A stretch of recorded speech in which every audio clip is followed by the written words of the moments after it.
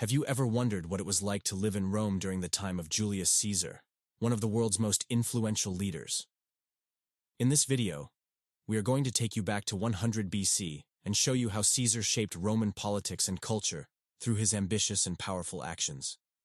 He came from the Julii family, which had a long history but wasn't very powerful in Roman politics at the time.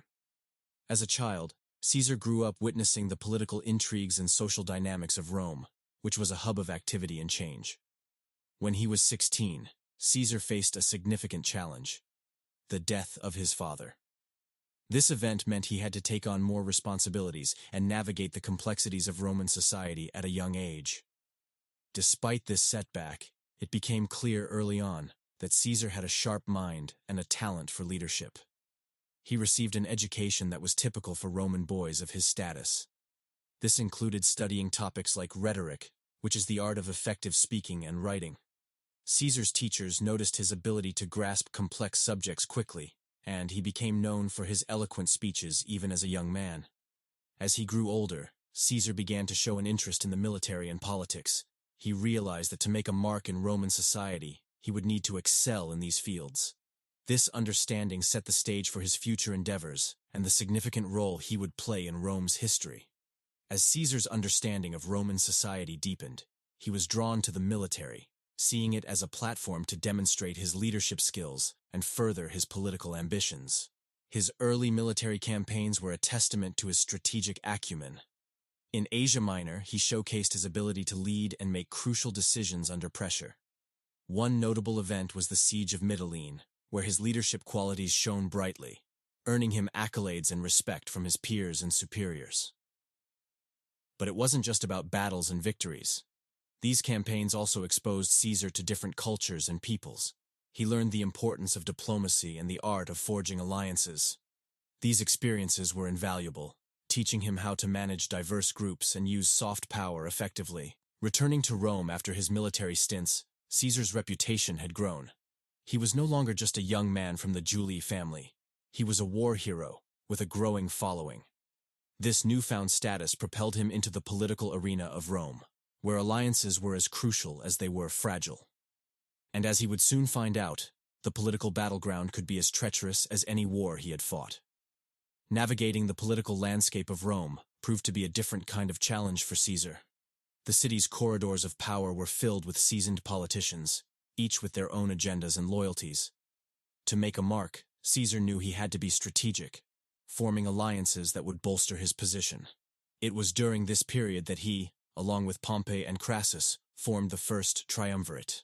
This alliance was a power pact, designed to mutually benefit all three members. While it was an unofficial coalition, its influence was undeniable. Together, they controlled significant military and political resources, making them a formidable force in Roman politics. However, like many alliances, the triumvirate was not without its tensions. Each member had their own ambitions, and while they worked together on shared goals, underlying rivalries simmered. Caesar's relationship with Pompey, in particular, was complex. They were allies, yet competitors, bound together by political necessity and personal ties. Caesar's daughter Julia was married to Pompey. As the years went by, the dynamics within the triumvirate shifted. Crassus, always the least influential of the three, met his end during the Parthian campaign. With his demise, the balance of power was disrupted. Caesar and Pompey, once allies, found themselves on opposing sides of an impending conflict. The stage was set for a showdown that would change the course of Roman history. The tension between Caesar and Pompey reached a boiling point. With Crassus out of the picture, the delicate balance that had held the triumvirate together was no more. Caesar, having tasted success in Gaul with a series of military campaigns, had expanded Rome's territories and amassed significant wealth and resources. His achievements in Gaul weren't just about territorial gains. They solidified his reputation as a military genius and a leader of men. But with success came envy and fear. The Roman Senate, influenced by Pompey, ordered Caesar to disband his army and return to Rome. However, they made a crucial mistake. They underestimated Caesar's ambition and the loyalty of his troops. Instead of complying, Caesar made a decision that would forever alter the course of Roman history. With a single order, he led his army across the Rubicon River. a boundary no general was permitted to cross with an army. This act was a direct challenge to the Senate and, by extension, to Pompey. Crossing the Rubicon wasn't just a physical act. It symbolized a point of no return. Civil war was now inevitable. Rome, a city that had seen its share of conflicts, was about to witness a power struggle like no other. The ensuing battles between Caesar and Pompey's forces were not just about two individuals, but represented a clash of ideologies and visions for the future of Rome. As the war raged on, it became clear that Caesar's strategic brilliance on the battlefield was unmatched. He scored a series of victories, pushing Pompey's forces back and gaining the upper hand. The culmination of this conflict saw Pompey fleeing to Egypt, where he met a tragic end. With his main rival gone, Caesar's path to becoming the undisputed leader of Rome was now open. But as he would soon discover, absolute power came with its own set of challenges. With Pompey's demise and the Civil War's conclusion, Caesar stood as the unrivaled leader of Rome. The city, though scarred by conflict, looked to him for guidance and stability. Recognizing the need for change, Caesar embarked on a series of reforms aimed at addressing some of Rome's most pressing issues. His focus wasn't just on consolidating power. He aimed to improve the lives of the Roman citizens. He introduced a new calendar, which is the precursor to the one we use today. Land reforms were initiated, providing plots to many of Rome's landless citizens. He also took steps to reduce the city's debt, a move that endeared him to many, but also angered the wealthy creditor class. Caesar's vision for Rome was grand. He initiated massive construction projects, beautifying the city and providing employment to thousands. Infrastructure improvements, new buildings, and temples began to reshape the city's skyline. Rome was not just to be powerful. It was to be magnificent, a reflection of its leaders' ambitions. But with these sweeping changes came resistance. While many hailed Caesar as a visionary leader, others viewed him with suspicion. His decision to declare himself dictator for life was particularly contentious. This title, though it granted him unparalleled authority, also sowed the seeds of discontent among the Senate's members. They feared that the Roman Republic, with its checks and balances, was being replaced by a dictatorship with Caesar at its helm. Whispers of conspiracies began to circulate. The very reforms that endeared Caesar to the masses also made him enemies among the elite. As he navigated the complexities of governance, he remained unaware of the storm that was brewing, one that threatened to cut short his vision for a new Rome. The undercurrents of dissent against Caesar grew stronger. While he was busy laying the foundations for a new Rome, a group of senators, alarmed by his increasing power, began plotting in the shadows. They believed that to save the Republic, Caesar had to be removed. This group, later known as the Liberators, included some of the most influential figures in Rome, some of whom were close to Caesar. As the days passed, the plot thickened. Meetings were held in secret, plans were laid out, and daggers were sharpened. The conspirators chose the Ides of March, a date deeply rooted in Roman tradition, to carry out their plan. The Senate House would be the stage for this dramatic act. On that fateful day, as Caesar entered the Senate, he was surrounded by these senators. What followed was a frenzied attack, with each conspirator taking a turn to stab the leader they believed was turning into a tyrant. By the time the attack was over, Caesar lay lifeless, his vision for Rome seemingly extinguished with him. The aftermath of Caesar's assassination was chaotic. The city was engulfed in turmoil, with citizens shocked and the political landscape in disarray. The conspirators had believed that by eliminating Caesar, they would be hailed as heroes, saving the Republic from impending dictatorship. However, the reality was far from it. Instead of restoring the Republic, Caesar's death created a power vacuum, leading to further strife and conflict.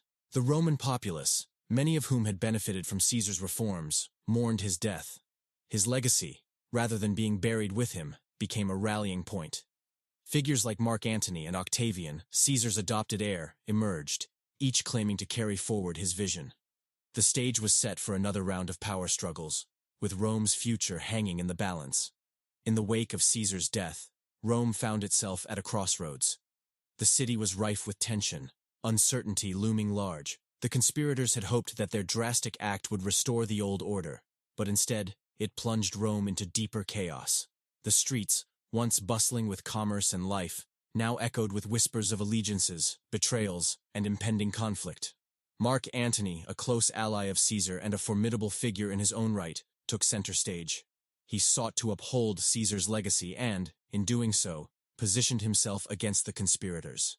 His powerful speech at Caesar's funeral, where he showcased the slain leader's will and the benefits he had left for the Roman citizens, ignited a public outcry against the assassins. The liberators, once confident of their position, found themselves on the defensive. But Antony was not the only one vying for control. Octavian, Caesar's adopted heir and a young but astute political player, returned to Rome. Initially, he and Antony formed an alliance, joining forces with Lepidus to form the Second Triumvirate. Together they launched a brutal campaign against the conspirators, culminating in the Battle of Philippi, where the last of the liberators met their end. However, alliances in Rome were often temporary, forged out of convenience rather than loyalty. The bond between Antony and Octavian began to fray. Differences in vision, disputes over territories, and personal rivalries came to the fore. Antony's relationship with Cleopatra, the Queen of Egypt, further complicated matters, leading to suspicions and mistrust. The division between the two leaders grew, and it became clear that Rome was not big enough for both of them. The stage was set for yet another monumental conflict, one that would decide the future direction of the Roman Empire and shape the course of history. The rift between Antony and Octavian widened, and it was evident that a confrontation was inevitable.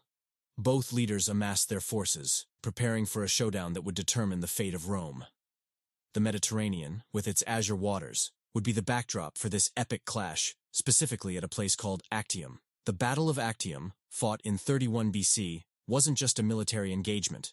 It was a battle of ideologies, strategies, and legacies. Antony, bolstered by Cleopatra's Egyptian fleet, believed in his seasoned experience and the loyalty of his troops. Octavian, on the other hand, relied on his strategic acumen and the counsel of his brilliant general, Agrippa. As ships clashed and arrows rained down, the tide of the battle began to turn in Octavian's favor.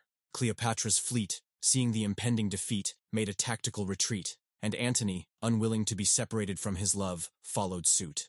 This retreat marked the end of the battle and, in many ways, the end of Antony's aspirations.